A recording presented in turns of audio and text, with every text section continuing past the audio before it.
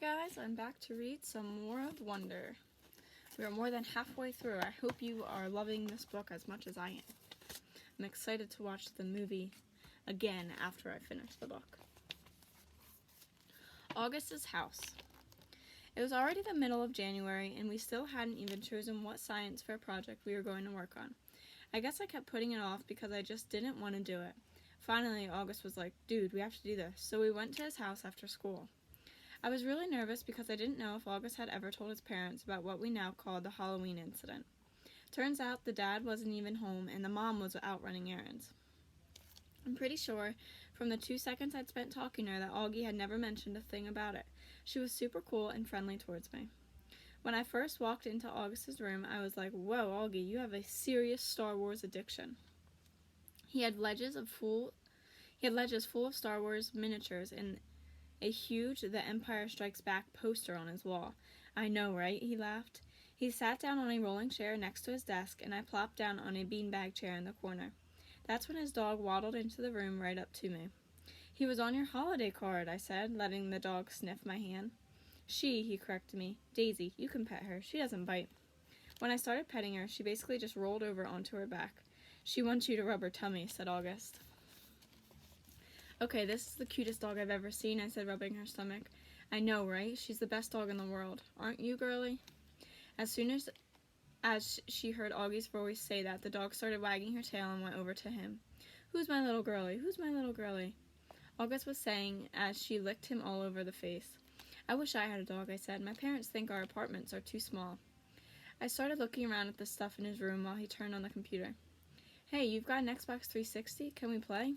"Dude, we're here to work on the science fair project." "Do you have Halo?" "Of course I have Halo. Please, can we play?" He had logged on to the Beecher website and was now scrolling down Mrs. Rubin's teacher page through the list of science fair projects. "Can you see from there?" he said. I sighed and went to sit on a little stool that was right next to him. "Cool, iMac," I said. "What kind of computer do you have?" "Dude, I don't even have my own room, much less my own computer.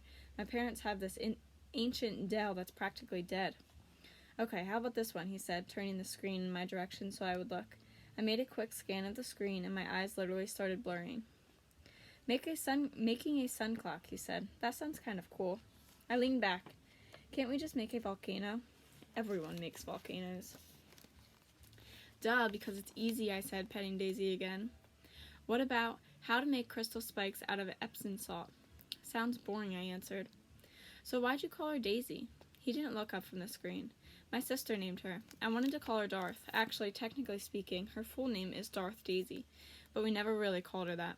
"Darth Daisy, that's funny. Hi, Darth Daisy," I said to the dog, who rolled onto her back again for me to rub her tummy. "Okay, this is the one," said August, pointing to a picture on the screen of a bunch of potatoes with wires poking out of them. "How to build an organic battery made of potatoes. Now that's cool. It says here you could power a lamp with it. We could call it the Spud lamp or something. What do you think?" "Dude, that sounds way too hard." "You know I suck at science." "Shut up, you do not." "Yeah, I do. I got a 54 on my last test. I suck at science." "No, you don't. And that was only because we were still fighting and I wasn't helping you. I can help you now. This is a good project, Jack, we got it." "Fine, whatever," I shrugged. Just then, there was a knock on the door. A teenage girl with long, dark, wavy hair poked her head inside the door. She wasn't expecting to see me. "Oh, hey," she said to both of us. "Hey, Via," said August, looking back at the computer screen. "Via, this is Jack. Jack, that's Via." "Hey," I said, nodding hello. "Hey," she said, looking at me carefully. I knew the second Augie said my name that he had told her about the stuff I had said about him. I could tell from the way she looked at me. In fact, the way she looked at me made me think she remembered me from the day at the Carvel on Amesfort Avenue, all those years ago.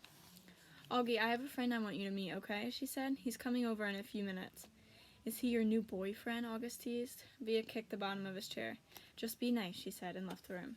"Dude, your sister's hot," I said. "I know. She hates me, right? You told her about the Halloween incident." "Yeah." "Yeah, she hates me," or "Yeah, you told her about the Halloween." Both. The boyfriend. 2 minutes later, the sister came back with this guy named Justin.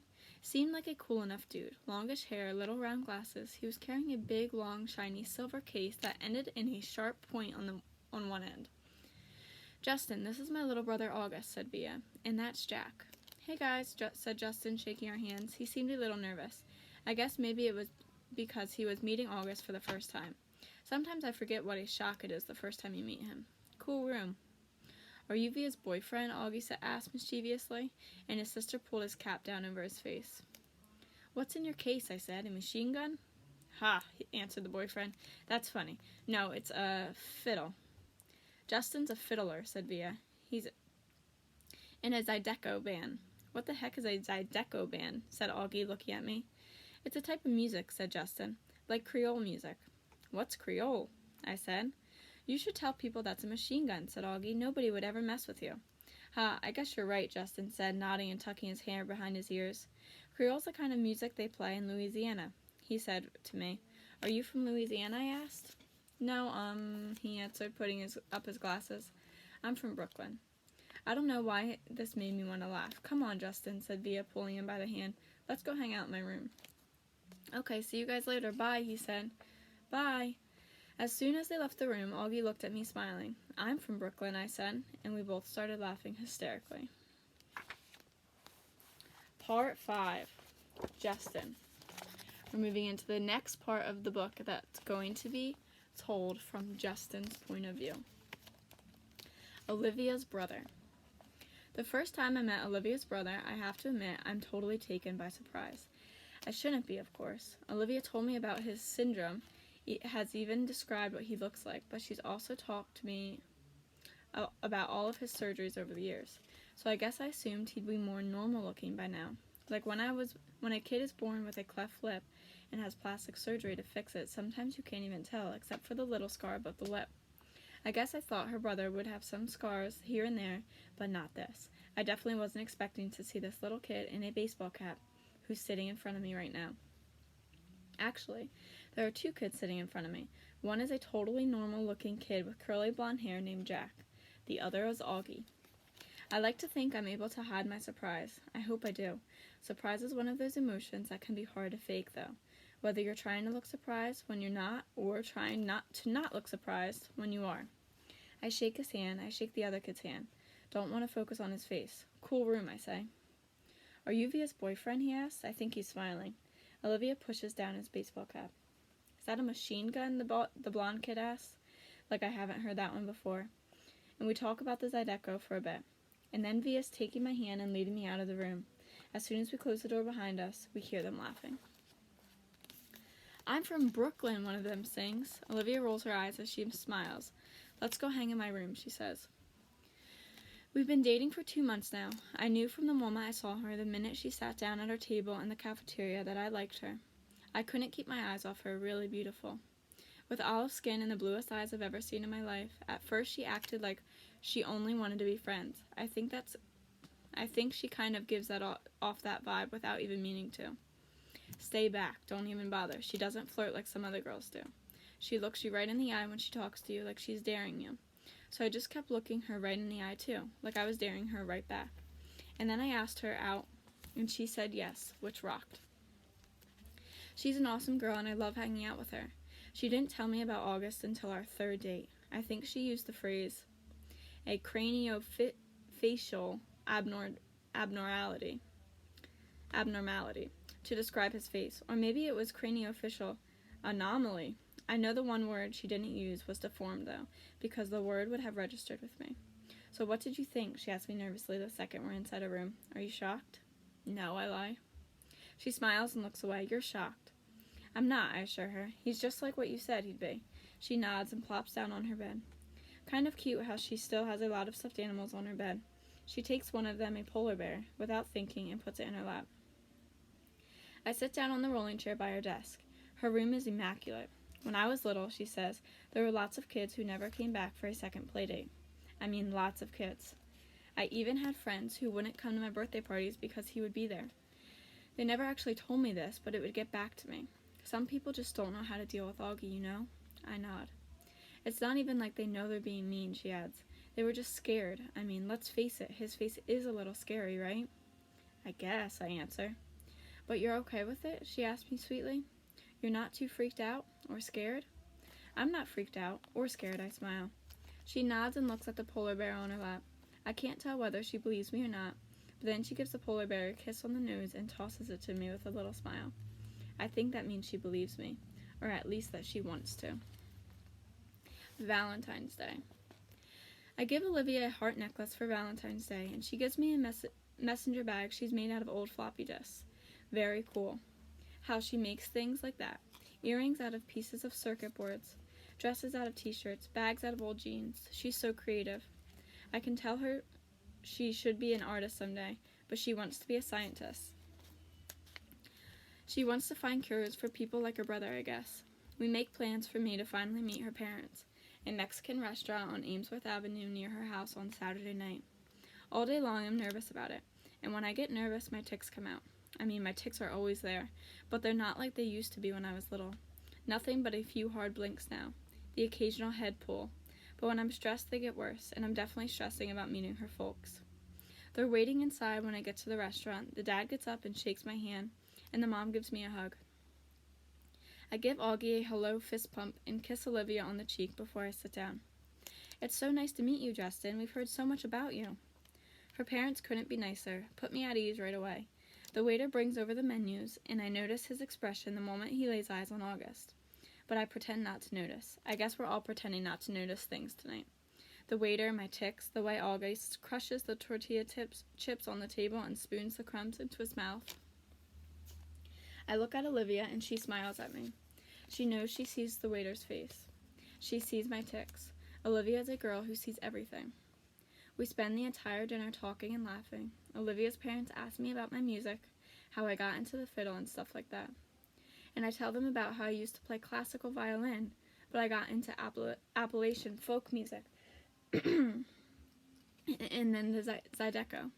And they're listening to every word like they're really interested. They tell me to let them know the next time my band's playing a gig so they can come listen. I'm not used to all the attention, to be truthful. My parents don't have a clue about what I want to do with my life. They never ask. We never talk like this. I don't think they even know I traded my Baroque violin for an 8-string hardanger fiddle 2 years ago. After dinner, we go back to Olivia's for some ice cream. Their dog greets us at the door. An old dog, super sweet. She had thrown up all over the hallway, though. Olivia's mom rushes to get paper towels while the dad picks up the dog like she's a baby. "What's up, old girlie?" he says, and the dog's in heaven. Tongue hanging out, tail wagging, legs in the air at awkward angles. "Dad, tell Justin how you got Daisy," says Olivia. "Yeah," says Augie. The dad smiles and sits down in a chair with the dog still cradled in his arm. It's obvious he told this story lots of times, and they all love to hear it. "So I'm coming home from the subway one day," he says, "and a homeless guy I've never seen in the neighborhood before is pushing this floppy mutt in a stroller. And he comes up to me and says, 'Hey, mister, want to buy my dog?' And without even thinking about it, I say, 'Sure, how much do you want?' And he says $10. So I give him the $20 I have in my wallet, and he hands me the dog. Justin, I'm telling you, you've never smelled anything so bad in your life. She stank so much I can't even tell you. So I took her right from there to the vet down the street, and then I brought her home. Didn't even call me first, by the way," the mom interjects as she cleans the floor to see if I'm okay with his bringing home some homeless guy's dog. The dog actually looks over at the mom when she says this, like she understands everything everyone is saying about her. She's a happy dog, like she knows she lucked out that day finding this family. I kind of know how she feels. I like Olivia's family. They laugh a lot. My family's not like this at all. My mom and dad got divorced when I was 4, and they pretty much hate each other. I grew up spending half of every week in my dad's apartment in Chelsea, and the other half in my mom's place in Brooklyn Heights. I have a half-brother who's 5 years old and 5 years older than me, and barely knows I exist. For as long as I can remember, I felt like my parents could hardly wait for me to be old enough to take care of myself. "You can go to the store by yourself. Here's the key to the apartment." It's funny how there's a word like overprotective to describe some parents, but no word that means the opposite. What do you use to describe parents who don't protect enough? Underprotective, neglectful, self-involved, lame, all of the above? Olivia's family tell each other, "I love you," all the time. I can't remember the last time anyone in my family said that to me. By the time I go home, my tics have all stopped. Alright guys, we're going to stop there for today. Tune in tomorrow for some more.